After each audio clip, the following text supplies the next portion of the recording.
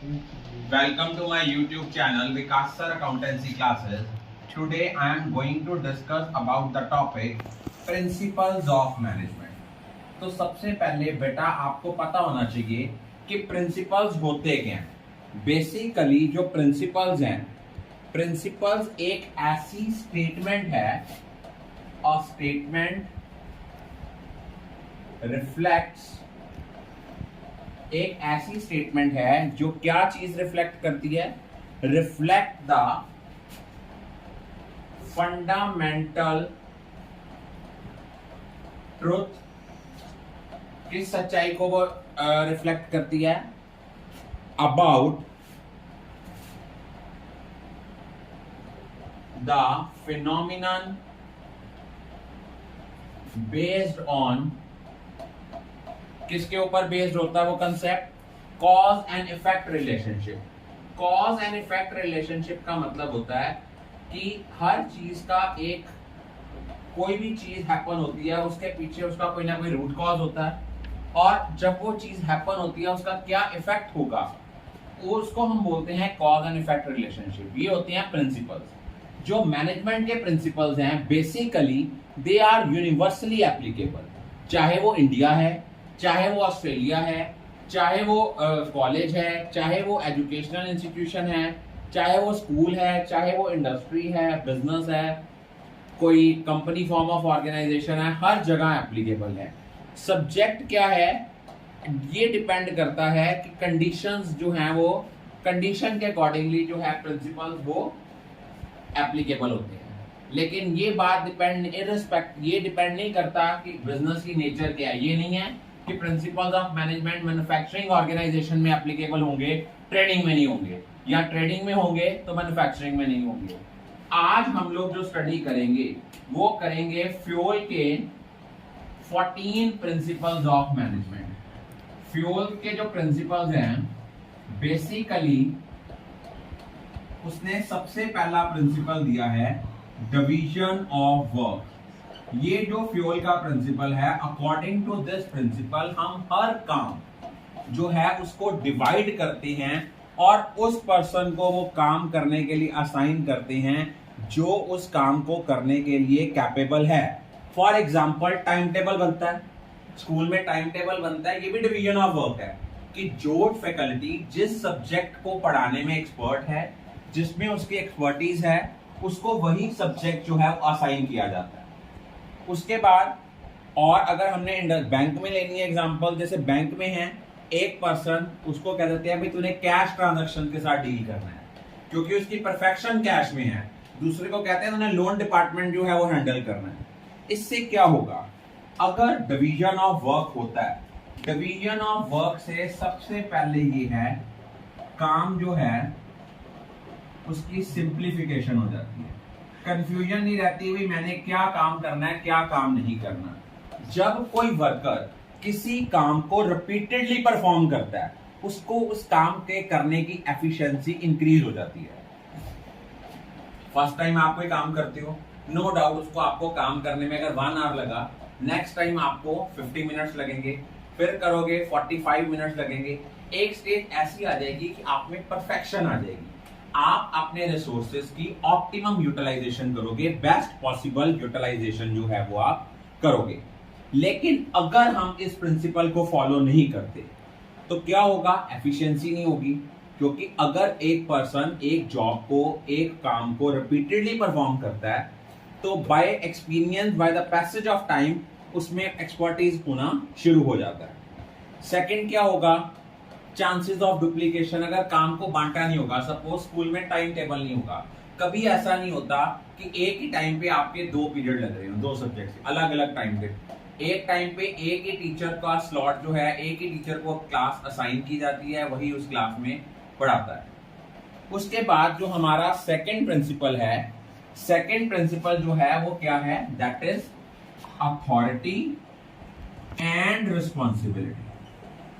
Authority का मतलब क्या होता है, राइट। रिस्पॉन्सिबिलिटी का मतलब होता है ड्यूटी टुवर्ड्स द वर्क। अब एक पर्सन को अथॉरिटी कहां से मिलती है, अपनी पोजीशन से, अपने रैंक से। रिस्पॉन्सिबिलिटी जितना एक पर्सन हायर रैंक पे होता है उसकी उतनी रिस्पॉन्सिबिलिटी ज्यादा होती है। जैसे एक ऑर्गेनाइजेशन में हमें लगता है कि एक ऑर्गेनाइजेशनल हेड ऑफिस में बैठता है, ऐसे नहीं होता, उसको बहुत से काम होते हैं, क्योंकि ऑर्गेनाइजेशन की पूरी वर्किंग के लिए ही और शी इज रिस्पॉन्सिबल। उसने सारी पॉलिसीज बनानी है, मैनेजमेंट को जो है अपने अंडर जो वर्कर्स काम कर रहे हैं, जो स्टाफ काम कर रहा है, ऑफिस स्टाफ काम कर रहा है, उनकी प्रॉब्लम्स को कन्वे करना है, मैनेजमेंट की पॉलिसीज को आगे कम्युनिकेट करना है वर्कर्स को, तो उसने करना है। जो दैट पर्सन है, जो ऑर्गेनाइजेशनल हेड है, ही और she is responsible for all the affairs of the organisation. लेकिन अगर आपकी अथॉरिटी ज्यादा है रिस्पॉन्सिबिलिटी से, अगर आपके पास राइट्स ज्यादा हैं, ड्यूटीज कम हैं, क्या होगा? रिसोर्स, आप अपनी अथॉरिटी का मिसयूज करोगे। अगर आपकी अथॉरिटी कम है, रिस्पॉन्सिबिलिटी ज्यादा है, आप काम करवा ही नहीं सकोगे। अगर मान लो एक मैनेजर जो है वो ऑथराइज्ड ही नहीं है कि वर्कर कोई गलत काम करता है, वो उस काम के लिए उसको पैनलाइज करे या उस काम के लिए उसको पनिश करे या उसको समझाए, तो वो कभी भी काम नहीं करवा सकता, because management is an art of getting the things done through others. उसके बाद नेक्स्ट जो हमारा प्रिंसिपल है वो प्रिंसिपल है डिसिप्लिन का। अब ये जो फ्यूल का प्रिंसिपल है डिसिप्लिन का, ये क्या बताता है?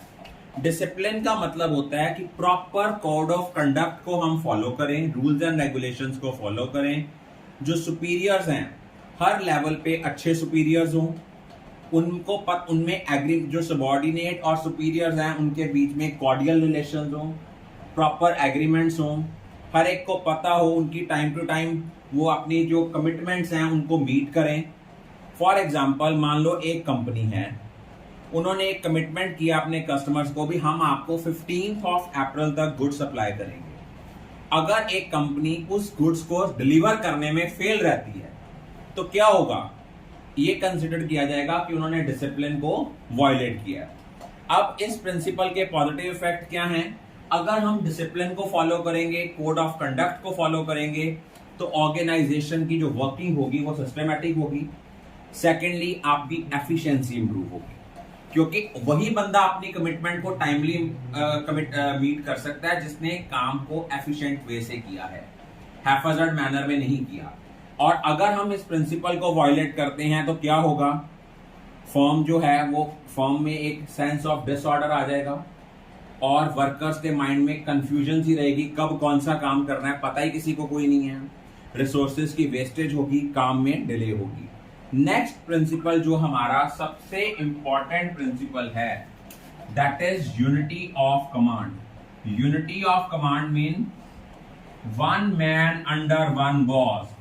अगर एक बंदे के एक से ज्यादा बॉस होंगे तो उसके माइंड में कंफ्यूजन रहेगी कि मैं किसकी बात को सुनूं, किसकी बात को ना सुनूं।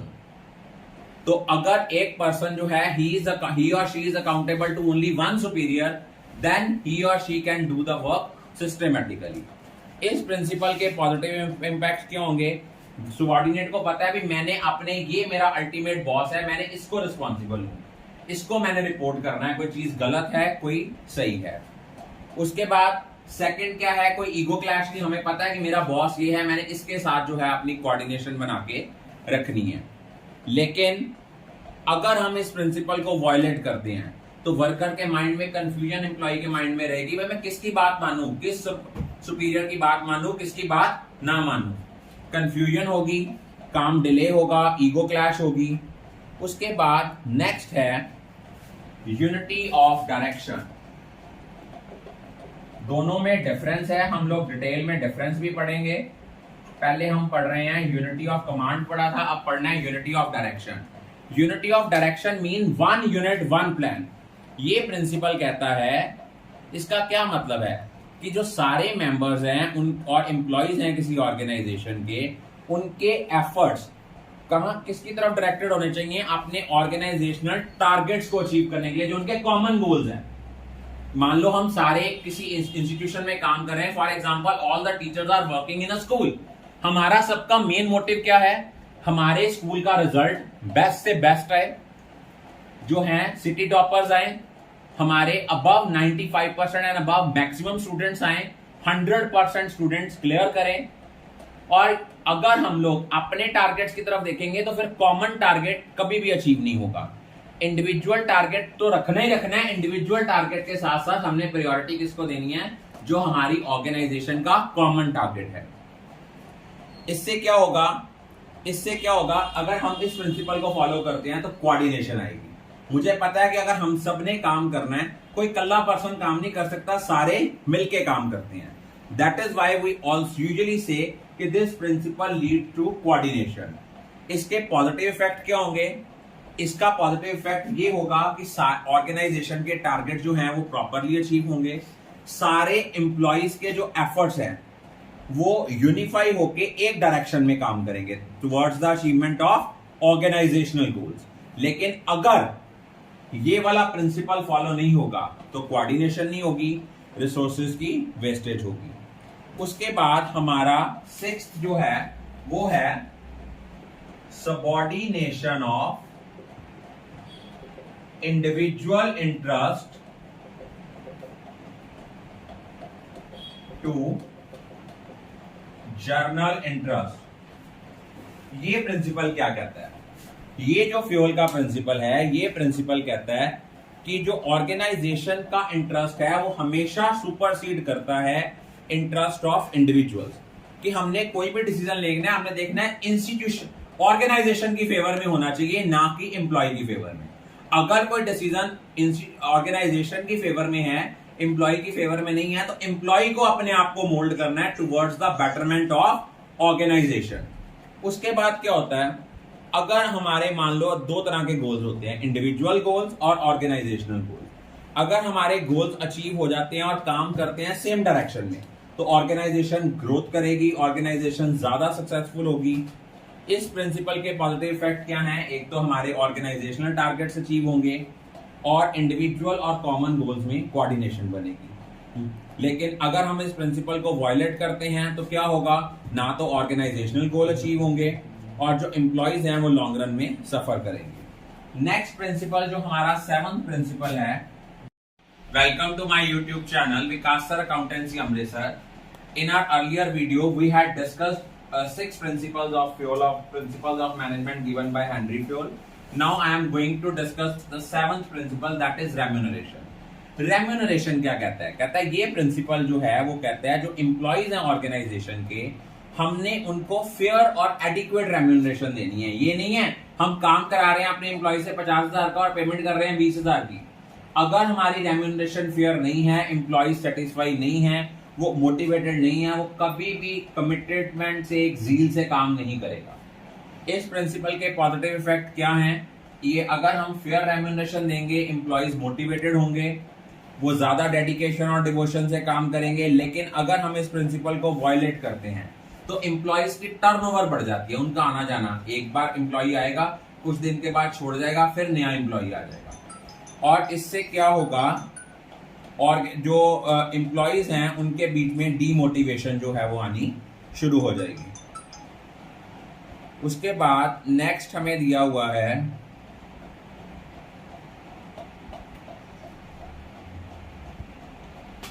नेक्स्ट जो हमारा प्रिंसिपल है वो क्या है, that is centralisation. Centralisation and decentralisation. Centralisation का मतलब होता है सारी पावर का एक हाथ में होना। जब भी एक ऑर्गेनाइजेशन जब छोटी होती है ना, तब तो हम सेंट्रलाइज कर सकते हैं कि सारा डिसीजन एक सिंगल पर्सन के पास है। बट जैसे जैसे ऑर्गेनाइजेशन का साइज बढ़ता है, हमें अपनी अथॉरिटीज को कुछ डेलीगेट करना पड़ता है, कुछ हमें अपने एम्प्लॉयज को फ्रीडम देनी पड़ती है कि वो अपने पार्ट पे, अपने बिहाफ पे भी डिसीजन ले सके। इस प्रिंसिपल के पॉजिटिव इफेक्ट्स क्या होंगे, इनसे ये प्रिंसिपल अगर हम फॉलो करते हैं, हमें सेंट्रलाइजेशन और डिसेंट्रलाइजेशन दोनों के बेनिफिट्स मिलेंगे।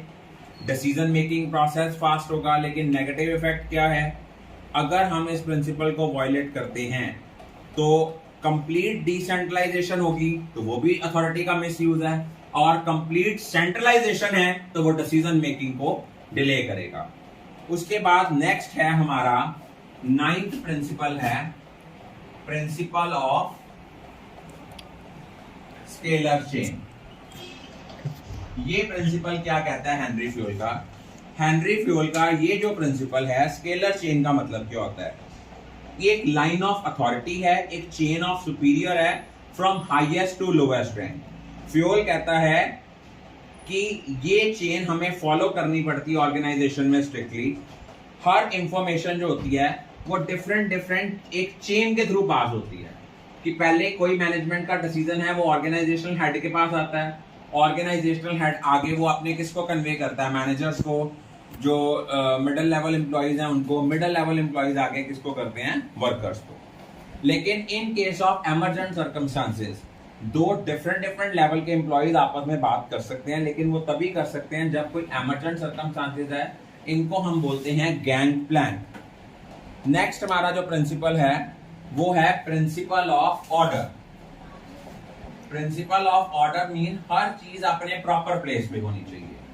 और इससे क्या होता है, ये प्रिंसिपल का मतलब क्या है कि हर चीज के लिए एक फिक्स प्लेस है, और हर ऑर्गेनाइजेशन में जो है हर चीज जो है वो अपनी जगह पे होनी चाहिए। फ्यूल ये इंसिस्ट करता है कि एक फिक्स प्लेस अगर हर चीज के लिए है, और ऑर्गेनाइजेशन में जो चीज जहां यूज होती है वहीं पड़ी होगी। अब आप स्कूल देख लो, स्कूल में चौक और डस्टर क्लास में होते हैं, फाइल्स जो है वो ऑफिस में होती है।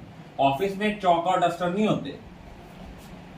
और ये प्रिंसिपल जो है, इस प्रिंसिपल को अगर हम फॉलो करते हैं तो रिसोर्सेज की वेस्टेज नहीं होगी, उससे बाद ऑर्गेनाइजेशन की वर्किंग स्मूथ होती जाएगी। लेकिन अगर हम इनको वायलेट करते हैं तो टाइम की वेस्टेज होगी, एज वेल एज एम्प्लॉइज हमें काम जो है वो राइट टाइम पे नहीं होके मिलेगा।